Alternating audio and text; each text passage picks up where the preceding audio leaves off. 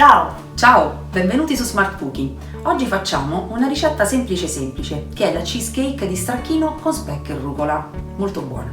Useremo una teglia da 18 cm di diametro, di quelle a cerniera. E in base a come la volete presentare, se per antipasto o per secondo, per antipasto andrà benissimo per 10 persone, mentre invece per secondo 6. Sì. Bene, ti elenchiamo gli ingredienti. Allora, per fare la base noi utilizzeremo 5 pacchetti di cracker di quelli con il riso soffiato, che equivalgono a circa 160 grammi di peso, poi 80 grammi di burro, poi il parmigiano, circa 2 cucchiai, poi a piacere potete aumentarlo o diminuirlo, pepe e noce moscata, a me piace molto il pepe bianco, però anche quello è a piacimento, e la rucola, e poi passeremo tutto nel mixer, vi facciamo vedere come. Per il ripieno invece abbiamo bisogno di 300 ml di panna fresca, 350 g di stracchino, la gelatina in fogli, Un pacchetto? Sì, un pacchetto. 12 grammi circa. Sì, circa 12 grammi, voi utilizzate quella che più vi piace. Del sale e il limone noi lo utilizziamo perché ci piace quella punta di limone. Il profumo. Il profumo, ecco, il profumo di limone nella crema. Poi per la copertura abbiamo bisogno di rucola e speck, a scelta la quantità che voi preferite ovviamente. Bene. Andiamo a realizzare la nostra cheesecake salata, molto buona.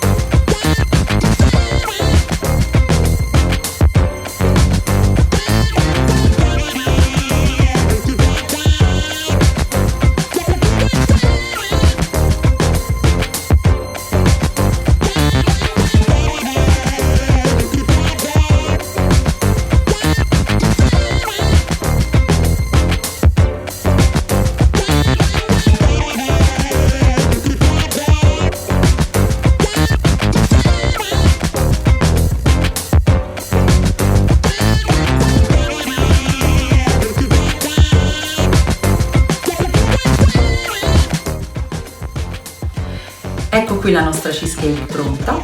E buon appetito!